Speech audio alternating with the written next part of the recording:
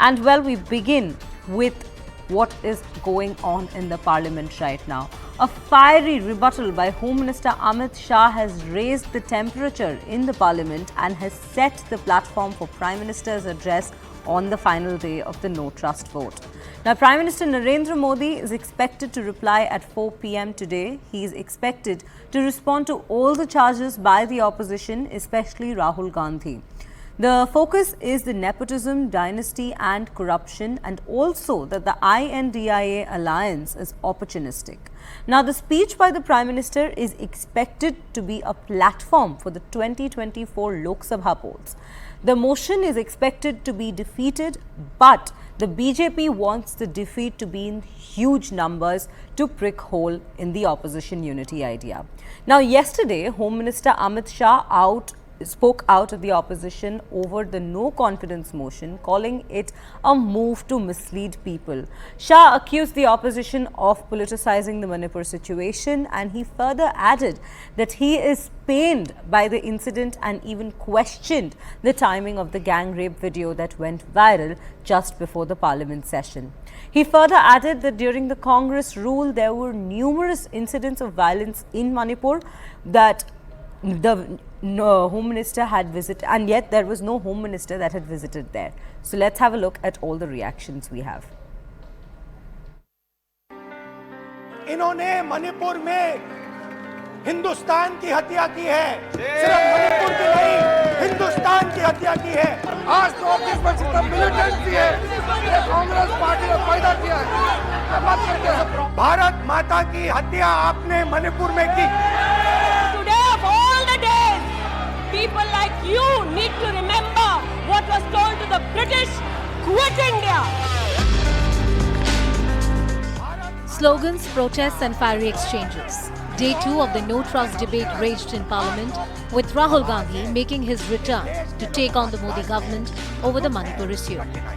Rahul led the charge of the INDIA alliance, recounting his visit to the violence-hit state, accusing the centre of murdering Bharat. मैं मणिपुर में अपनी मां की हत्या की बात कर रहा हूं। मैं आदर से बोल रहा हूं, आपने मेरी मां की हत्या की मणिपुर में। एक मेरी मां यहां बैठी है, दूसरी मां को आपने मणिपुर में मारा है। This drew a sharp reaction from the centre, accusing the Congress of a legacy of misrule in the northeast, which has fueled the current tensions in the state. So all the thousands of people who were killed during Congress misrule, Rahul Gandhi should take responsibility. He should take full responsibility for that. Manipur खंडित नहीं है, विभाजित नहीं है, मेरे देश का अंग है। The war didn't stop there. The BJP rained fire on Rahul Gandhi, accusing him of insulting female MPs by ending his speech with a flying kiss. Never before has the misogynistic behavior of a man been so visible in Parliament as what was done by Shri Rahul Gandhi today. Gandhi खानदान के संस्कार में भी एक संस्कार ये है, misogyny और महिलाओं के साथ अभद्र व्यवहार। But the Congress called this a mere diversionary tactic. Smriti Irani's problem is that she is blocked with the hate against Mr. Gandhi, and we all know that thing that Mr. Gandhi spoke about Bhaiya or Behno in Parliament. He spoke about very clearly that he is brothers and sisters. That is the word he used it in Parliament. The BJP launched the Quick India offensive, targeting the INDIA alliance for corruption, politics and appeasement. But the strongest counter-strike came when Home Minister Amit Shah spoke in Parliament. Modi ji ने आज नारा दिया है, भ्रष्टाचार quit India, परिवारवाद quit India, तुष्टीकरण quit. Day 1 से चर्चा के लिए तैयार थे, मगर वो चर्चा नहीं चाहते, उनको विरोध करना था। मेरी चर्चा से संतुष्ट न होते तो फिर कहते प्रधानमंत्री करें।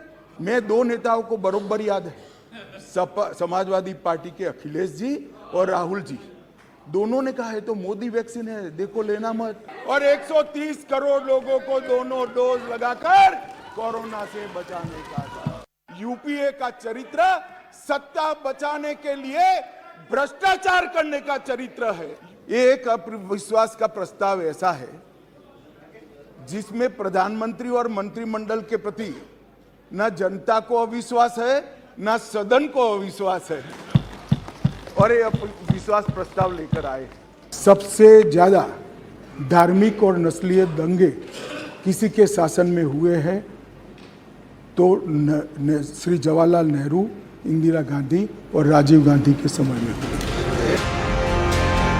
The Prime Minister is expected to speak in Parliament on Thursday to close out the centre's counter to the opposition. The no trust vote was doomed to fail, given the brute majority of the NDA and the support of the key regional satraps like the BJD and YSRCP. But beyond ushering in Rahul Gandhi's return to Parliament, what has the opposition gained with this battle of optics on the road to 2024? मान्यवर में day 1 से चर्चा के लिए तैयार था, मगर वो चर्चा नहीं चाहते, उनको विरोध करना था। और मैं कहना चाहता हूं, मेरी चर्चा से संतुष्ट न होते तो फिर कहते प्रधानमंत्री करें, प्रधानमंत्री विचार भी करते, मगर आप सदन में चर्चा ही न होने दो। मणिपुर जैसे महत्वपूर्ण मुद्दे पर गृह मंत्री को अपना पक्ष न रखने दे। किस प्रकार की डेमोक्रेटिक व्यवस्था चाहते हैं माननीय? और क्या आप सोचते हो कि शोर शराबा कर आप मुझे चुप कर दोगे? आप चुप नहीं कर सकते हो। 130 करोड़ की जनता ने हमें चुनकर यहां भेजा है। श्री राहुल गांधी जी यहां से वहां मुलाकात करें, मैं बड़ा स्वागत करता हूं। संवेदना है, मणिपुर की चिंता है। गए एयरपोर्ट पर उतरे, उन्होंने कहा कि भाई हमें चूड़ाचांदपुर जाना है। ठीक है भाई, अगले दिन जाने वाले थे, पहले दिन कहा कोई बात नहीं, चाहिए आप जरूर जाना चाहिए। हमने कहा हेलीकॉप्टर से चले जाइए, कि नहीं मैं रोड से जाऊंगा। पुलिस ने रोकना पड़ा। फिर 3 घंटे तक ऑल इंडिया लाइव कराकर ये नाटक देश को दिखाया, और फिर 4 बजे दूसरे दिन हेलीकॉप्टर से चले गए। भाई हेलीकॉप्टर से चले जाते तो क्या आपत्ति थी? हमने सुरक्षा की पूरी व्यवस्था की थी, परंतु इस प्रकार की काम करने के लिए वहां जाना, इसको पॉलिटिक्स कहते हैं गौरव जी। लगातार हमने यहां से काम करने का काम किया। 16 वीडियो कॉन्फ्रेंस करी, 36,000 लोग सिक्योरिटी फोर्सेस सीएपीएफ के वहां पहुंचाए, वायुसेना के विमानों का उपयोग किया। चीफ सेक्रेटरी बदल दिया गया, डीजीपी बदल दिया गया, सुरक्षा एडवाइजर भेज दिया गया। चीफ सेक्रेटरी भारत सरकार ने भेजा, डीजीपी भारत सरकार ने भेजा, सुरक्षा एडवाइजर भारत सरकार। ये सब 4 तारीख की शाम को समाप्त हो गया था। मैं पूरे देश को बताना चाहता हूं, इस देश के प्रधानमंत्री ने रात को 4 बजे भी मुझे फोन किया है, और दूसरे दिन 6:30 बजे मुझे फोन से उठाया भी इस देश के प्रधानमंत्री ने। और ये कह रहे हैं मोदी जी ध्यान नहीं रख रहे। मैं यही कह रहा हूं, समझ ना हो तो नहीं आएगी भी। सीएम तब बदलना पड़ता है जब कोऑपरेट ना करे। ये सीएम कोऑपरेट कर रहा है। सबसे ज्यादा धार्मिक और नस्लीय दंगे किसी के शासन में हुए हैं तो श्री जवाहरलाल नेहरू, इंदिरा गांधी और राजीव गांधी के समय में हुए।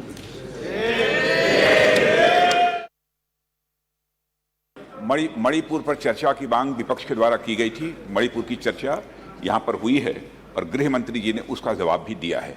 कल प्रधानमंत्री जी भी जो अविश्वास के प्रस्ताव पर चर्चा हो रही है उसका उत्तर देने के लिए स्वयं सदन में उपस्थित रहेंगे। लेकिन जो एक गृह मंत्री जी ने जो आग्रह किया है, ये पूरे सदन की तरफ से एक अपील होनी चाहिए ताकि मणिपुर में शांति की बहाली हो सके। तो मैं समझता हूं कि इसमें सभी का सहयोग हमें प्राप्त होना चाहिए। कि उनके लिए मणिपुर हिंदुस्तान नहीं है।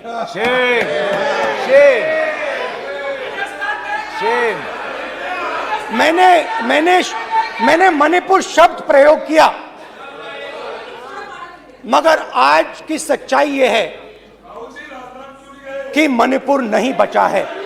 मणिपुर को आपने 2 भाग में कर दिया है। मणिपुर को आपने बांट दिया है, तोड़ दिया है। मणिपुर खंडित नहीं है, विभाजित नहीं है, मेरे देश का अंग है। मैं इनसे पूछती हूँ,